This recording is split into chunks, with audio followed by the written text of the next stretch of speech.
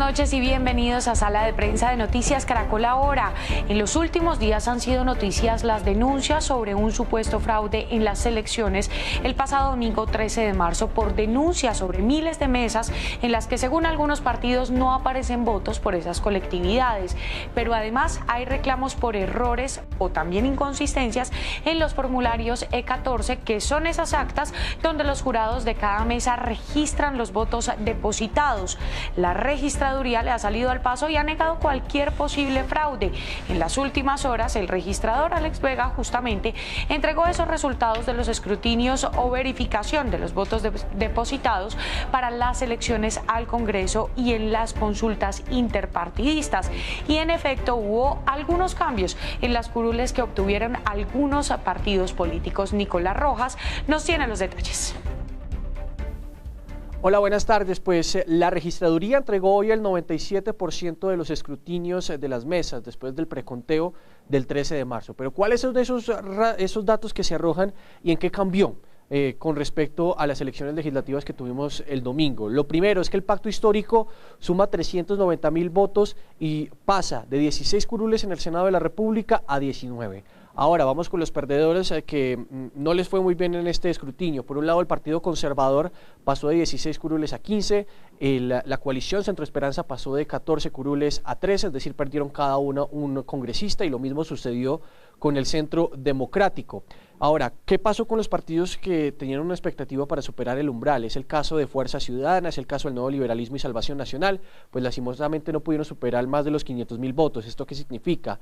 Que no accedieron al derecho a tener una curul en el Senado de la República, lo que significa que no superaron el umbral. Ahora vamos a hablar de las consultas interpartidistas, porque se ratificó la victoria de Gustavo Petro en el pacto histórico, la victoria de Federico Gutiérrez en el Equipo por Colombia y la victoria también de Sergio Fajardo en la coalición Centro Esperanza. ¿Esto qué significa? Que a partir de hoy tienen 5 días hábiles para formalizar su fórmula vicepresidencial o el candidato que lo va a acompañar en la carrera de la Casa de Nariño en la registraduría, proceso que pues tendrán que hacerlo hasta el próximo viernes. Esa es la información que tenemos desde el norte de Bogotá. Nicolás Rojas, Noticias Caracol Ahora.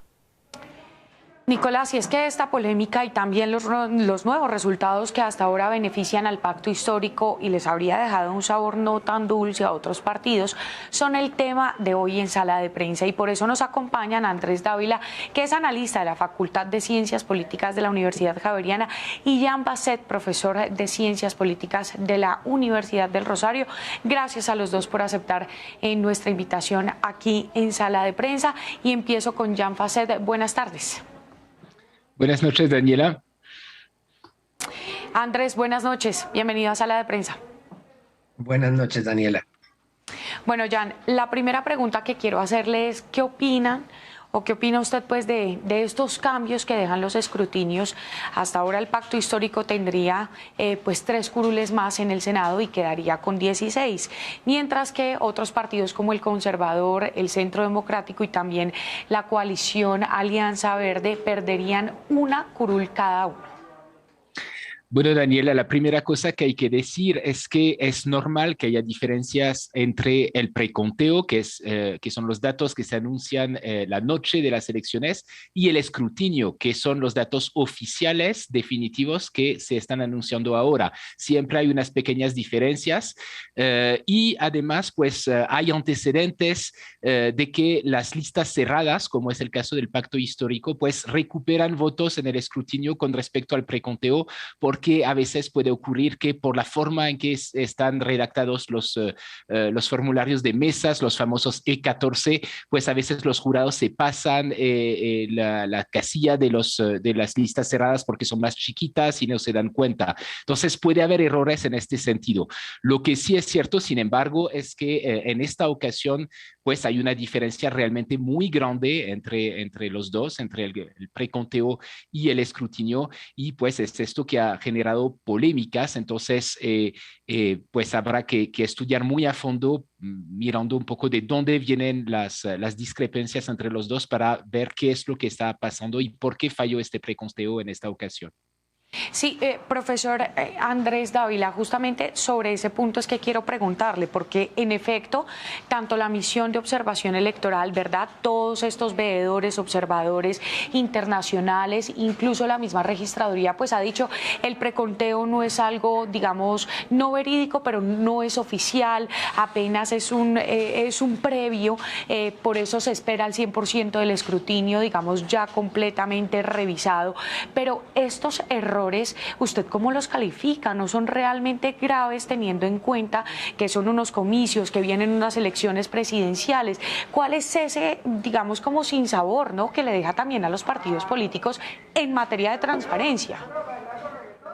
Pues mira, yo la verdad quisiera un poquito dar una nota como de cómo observamos esto de mejor manera.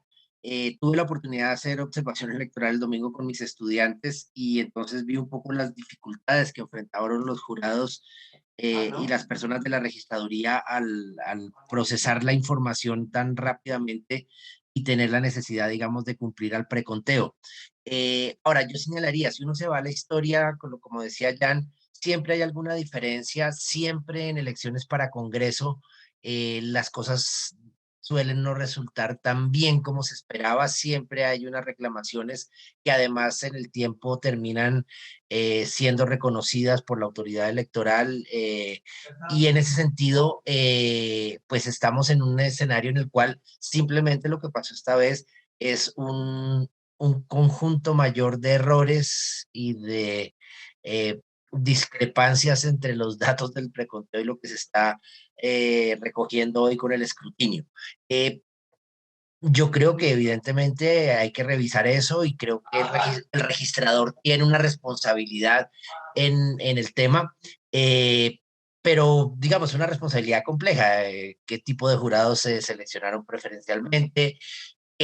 Tanta capacitación se le dio a los patinadores y a estas personas que tenían que transmitir al preconteo. Y yo simplemente diría, y por eso me parece que figuras del pacto histórico como el propio Gustavo Petro o Roy Barreras han sido muy cuidadosos en no hablar de fraude y mucho menos de fraude masivo. Hay un error masivo, no lo habíamos experimentado en los años recientes, siempre hay algunas dificultades en las elecciones para Congreso, este año se incrementó y entonces ahí hay varias posibilidades que habría que indagar y que habría que ver cómo se subsanan hacia adelante, no en las presidenciales el conteo es muy fácil y por eso tenemos datos del conteo casi que una hora y media, a lo sumo 2 horas después de que terminan las elecciones. Lo complejo está en las elecciones para Congreso, Senado y Cámara por las dificultades y la complejidad de nuestro sistema electoral hoy.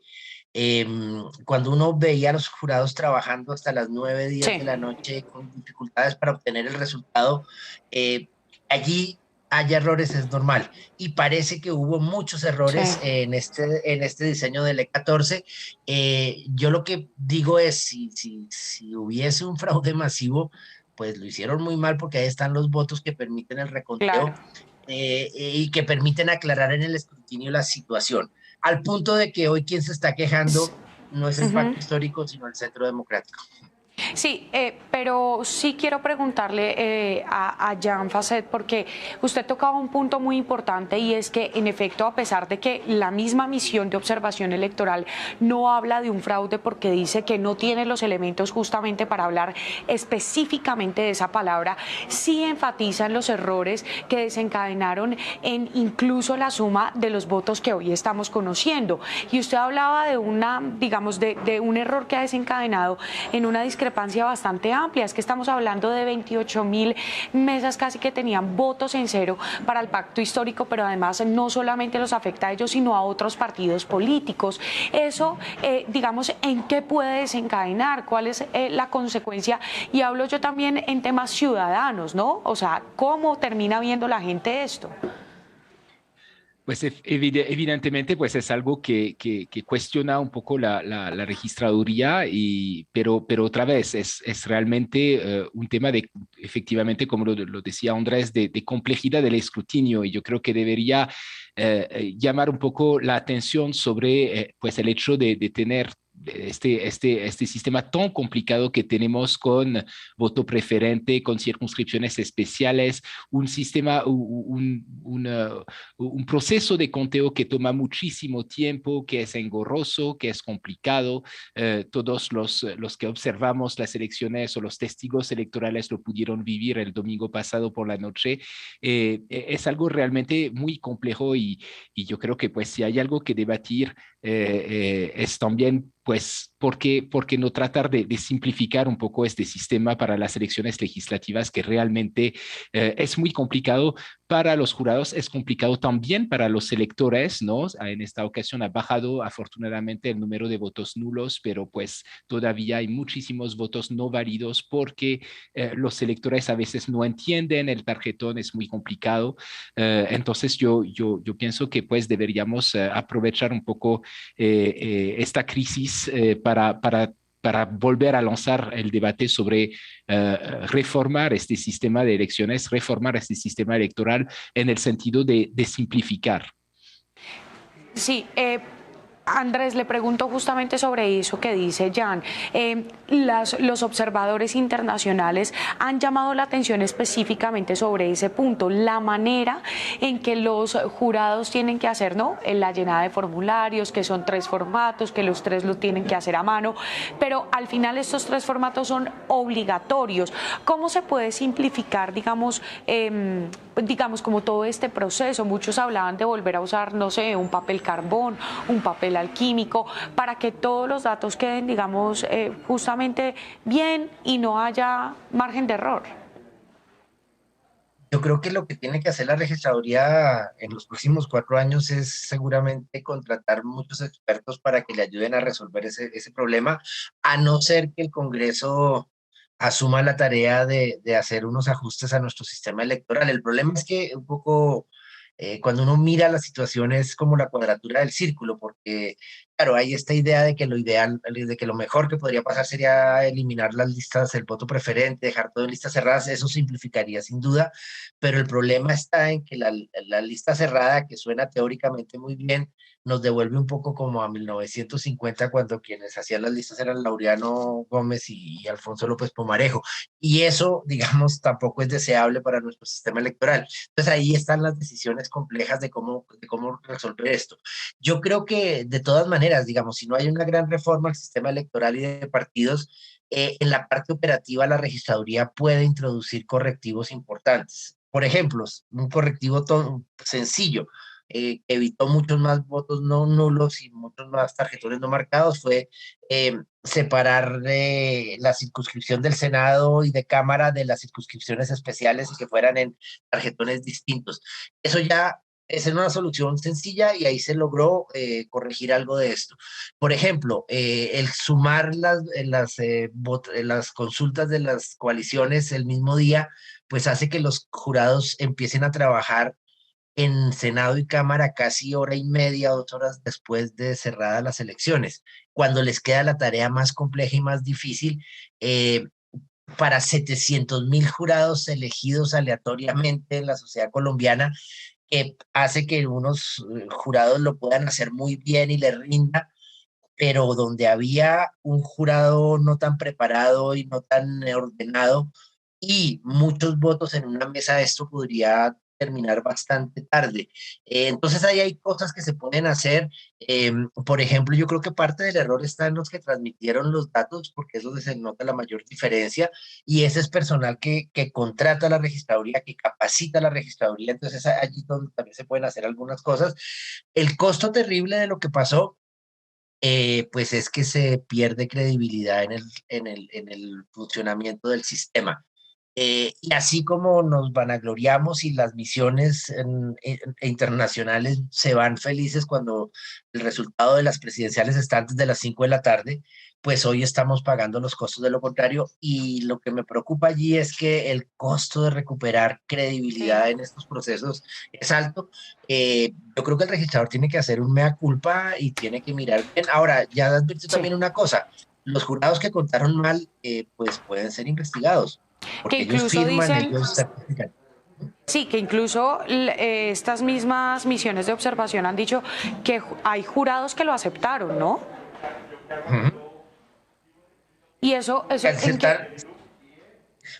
Digamos, ahí yo no soy abogado y no soy experto Sí. en el tema de la jurisdicción electoral y la justicia electoral, pero digamos, los jurados tienen en su capacitación en el hecho de que todo lo que ellos hacen lo firman los 6 jurados y por tanto dan una fe de que el conteo es limpio, de que si hay tachones fue que se equivocaron, de que, etcétera, etcétera. Ahí están George, ahí, afortunadamente no nos hemos metido con el voto electrónico ni esas cosas que aparentemente serían muy buenas. Ahí están los votos y están las actas y están los C14 y están las firmas de los jurados para que se mire y se detecte dónde estuvo el problema. Pero sin duda creo, y me parece que es evidente a hoy que la registraduría y el registrador tienen una responsabilidad y tienen que actuar respecto de lo sucedido. Jan, efectivamente, sobre todo esto que estamos hablando, decimos, vale, no pudo haber fraude, ¿verdad? Porque al final en este reconteo justamente se reconocen esos votos que en el preconteo no se hicieron, que al final van a terminar en los partidos políticos que les corresponda, pero ¿cómo queda la registraduría? Es decir, ¿qué decirle al registrador en este momento? ¿Cuál es el papel del registrador en este momento?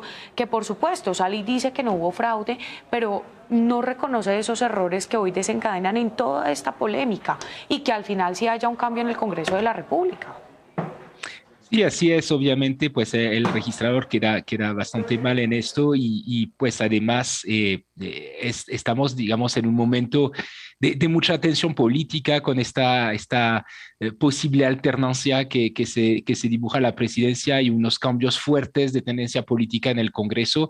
Entonces, todo esto pues se hace en el medio de mucha tensión política y esto es muy preocupante para la institucionalidad, ¿no? Necesitamos realmente generar credibilidad en el proceso electoral y este tipo de incidentes no ayudan. Entonces, hay que hacer un gran esfuerzo de capacitación de los jurados, de todo el personal encargado de la transmisión y sobre todo hay que realmente pues investigar a fondo qué es lo que falló ahí, ¿no? Averiguar dónde falló, en qué puestos de votación y tratar de corregir para que esto no se vuelva a producir. Como dijo Andrés, no hay mayor peligro de que se produzca en la presidencia porque ahí es mucho más sencillo la forma de votar.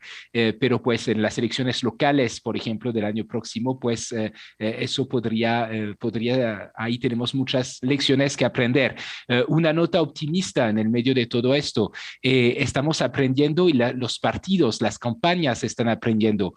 Ahí pues Pacto Histórico ha montado una veeduría muy eficaz para lograr fiscalizar el proceso, para lograr recuperar todos esos votos, para pedir el reconteo de todos los casos en que había dudas y pues ha funcionado muy bien. Lo bueno de todas estas polémicas, y no es la primera, ¿no? Repito, había desde el famoso caso de Mira en 2014, las campañas están muchísimo más encima del proceso electoral, están tratando de controlar lo mejor que pueden este proceso y funciona realmente. Eso es una buena noticia. Ya tenemos Sí. políticos que están mucho más pendientes del proceso y que logran realmente que las cosas se hagan mucho mejor en el escrutinio. Sí, es que el pacto histórico justamente fue uno de los partidos políticos que más testigos envió a las mesas de votación en este preconteo que se hizo. Andrés, le hago a usted la última pregunta y tiene que ver ya como con toda esta conformación teniendo en cuenta pues lo que sucede con pacto histórico, ¿no? Que obtiene más curules de las que pues se le habían asignado. Entonces, es decir que aún el pacto histórico necesita alianzas con otros partidos para obtener la mayoría en el Senado y lo mismo ocurriría en la Cámara. Sí, me falta un poco tener más claridad sobre los cambios en la Cámara. En Senado, sin duda, ¿cuál es la noticia que se refuerza respecto de lo que hemos dicho toda la semana en eventos con Jan y con otros colegas? Eh, que el pacto histórico obtiene un resultado histórico para la izquierda colombiana, que es tener el mayor número de senadores en el Congreso de la República. Lo que pasa es que ese mayor número es la misma cifra, digamos, en términos absolutos que obtuvo, por ejemplo, el Centro Democrático en 2014, 20, y con eso no se tiene la posibilidad de tomar decisiones en el Congreso. Entonces se requiere buscar alianzas, buscar coaliciones. Por las cuentas que se habían hecho, creo que esas tres curules más para el pacto histórico, en realidad son dos porque Alianza Verde pierde una, eh, pues digamos, hacen que haya casi un empate entre lo que uno podría imaginar serían los sectores de izquierda, si allí metemos al Partido Liberal, que es una forma un poco optimista de pensarlo, porque no todo el liberalismo es de centro izquierda, ni mucho menos, pero por lo menos habría como un equilibrio, pacto histórico verdes, Partido Liberal, eh, contra lo que es nuestra tradicional centro derecha. Va a ser un congreso de decisiones complejas y veremos quién queda en el gobierno para ver cómo logra esa coalición mayoritaria que les respalde proyectos. Si uno lo mira sin el fervor, el apasionamiento, las angustias de la situación, políticamente va a ser un proceso muy interesante a lo largo de los 4 años de quien quede como nuevo presidente de la República.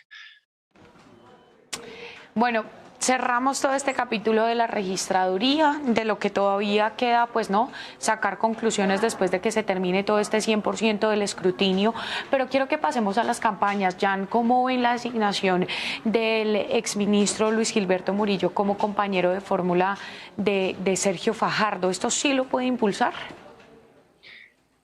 Bueno, pues Sergio Fajardo la tiene difícil porque pues ha sido electo en una situación, en una victoria un poco pírrica, porque la coalición de centro pues es la menos votada en estas consultas presidenciales, entonces tiene que pues parte, digamos, con más obstáculos, ¿no? Con más distancia con respecto a sus adversarios, Gustavo Petro y Federico Gutiérrez. Eh, el, el exministro Murillo entonces puede ser una buena fórmula en el sentido de que hemos dicho mucho que la coalición de la esperanza y todos sus contrincantes eran muy de gente de Bogotá, gente muy visible en la política nacional, y el hecho de poner ahí un político con liderazgo más regional pues puede ayudar a encontrar un poco más de votos para Sergio Fajardo más allá de las grandes ciudades. Eso es un poco la apuesta, creo, y pues vamos a ver qué tanto le funciona.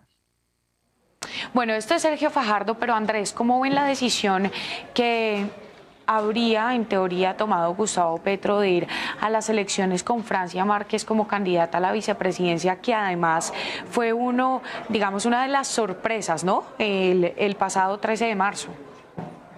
Sí, sin duda la votación de Francia Márquez es tal vez el segundo gran hecho histórico de lo sucedido. Pues a mí me parece que, la verdad, si te soy sincero, creo que es temprano para cantar ya las vicepresidencias de Petro y de Fico, eh, porque tienen 5 días y un puente y sin festival jamming en Ibagué. Pero creo que todavía hay cosas por jugar y por pensar ahí. Hay la apariencia por las declaraciones de Gustavo Bolívar, por la misma votación de Francia Márquez, de que se le reconocería ese derecho que está, digamos, incluso en algún momento casi que hablado en la formación de esa coalición.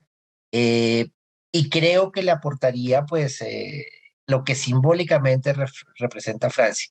La pregunta que me hago es, digamos, si electoralmente eso que ella representa simbólicamente y que está en esos más de 800.000 votos obtenidos, es lo que le daría a Petro la posibilidad de crecer su votación para ser, como lo están sintiendo, una opción real de llegar a la presidencia. Esa es como la pregunta digamos, todos los días, durante el día, tengo diversas opiniones al respecto. A veces me parece que sí, a veces que no tanto, a veces que no, porque no es fácil, digamos, medir ese impacto de Francia, sobre todo en una elección en que Gustavo Petro necesita pasar de los 4,5 millones de votos a 9 o 10 u 11, y entonces, ¿quién le aporta más ahí? Pero sin duda es una figura simbólica interesante, que además yo creo que para nuestra sociedad sería muy importante, igual que lo de Gilberto Murillo, pero también en el caso de Gilberto Murillo la gran pregunta es cuántos votos aporta él en realidad. y yo creo que no muchos, lamentablemente, aunque su figura y su capacidad y su entrada, digamos, en el ámbito internacional es realmente relevante e importante. La pregunta es cuántos votos en la práctica reales van a poderle aportar a sus candidatos presidenciales. Bueno, y es que como en política todo cambia, ¿no? Y además todo puede pasar. Jan, le pregunto ahora por Federico Gutiérrez, que aún no anuncia compañero de fórmula, pero hay versiones de que buscaría un compañero cuya afiliación política suavice todo el posible apoyo del uribismo, al que le ha intentado hacer el quite, ¿no? A esa campaña del equipo por Colombia. Sí, efectivamente, Fico Gutiérrez, el juego de Federico Gutiérrez es buscar una fórmula que le permita apelar un poco al centro político. De hecho, lo mismo para Gustavo Petro, ¿no? Los dos están un poco en esta lógica ahora de tratar de convencer más allá de su propio campo, porque pues Federico Gutiérrez quedó claro desde domingo que va a ser el candidato de la derecha y que todas las fuerzas de la derecha básicamente se van a unir detrás de su candidatura. Entonces ahora lo que va a necesitar probablemente es tratar de buscar un complemento que le permita llegar un poco más al centro. Sí. Bueno, se nos va acabando el tiempo, pero Andrés, muy rápidamente y muy concretamente para poder tener la opinión de ambos sobre Ingrid y Rodolfo Hernández, ¿qué hay que decir? Bueno, yo creo que Ingrid no tiene como ningún chance, me parece, pero pues este país sorprende a todo el mundo, no la veo, digamos, con un resultado ni siquiera pírrico, no tiene partido, no tiene maquinaria porque rechaza cualquier maquinaria, no tiene votos, no vive en Colombia, etcétera, etcétera, no la veo. Y Rodolfo Hernández, pues vamos a ver cómo siguen las encuestas, cómo le va después de visitar al Papa. Ahí lo interesante es que pues su rivalidad es sobre todo con Fico, ¿no? Y ahí puede ser una pelea y unas denuncias y unas cosas bastante incluso grotescas. Vamos a ver, pero tampoco le veo capacidad, digamos, de tener alcance nacional, cosa en la cual puedo estar tremendamente equivocado, pero es lo que veo a hoy. Jan, Ingrid y Rodolfo Hernández. Pues yo creo que hay que esperar a ver qué pasa con las encuestas después de estas legislativas y bueno, nos quedan 2 meses largos de campaña, entonces no hay que sacar conclusiones apresuradas, pero yo creo que en este momento lo que sentimos realmente es que las consultas funcionaron en el sentido de propulsar ahí a sus ganadores y particularmente a los ganadores que tuvieron mucha participación en la consulta como los que van a hacer la carrera un poco a la cabeza. Y en este sentido, el hecho de que Ingrid Betancourt y Rodolfo Hernández no competían en estas consultas les perjudica y les marginaliza un poquito. Entonces dependerá mucho de que tanto los ganadores de la consulta logran mantener, digamos, su puesto ahí en la competencia y yo creo que pues dependería de que hagan grandes errores ahí, de que Ingrid Betancourt o sobre todo Rodolfo Hernández puedan volver un poco en esta carrera. Profesor Jan Basset, gracias por acompañarnos aquí en Sala de Prensa. Con mucho gusto. Profesor Andrés Dávila, también gracias por su tiempo. A ustedes, muchas gracias. Y hasta aquí Sala de Prensa. Sigan con la programación de Noticias Caracol Ahora. Feliz noche y buen fin de semana.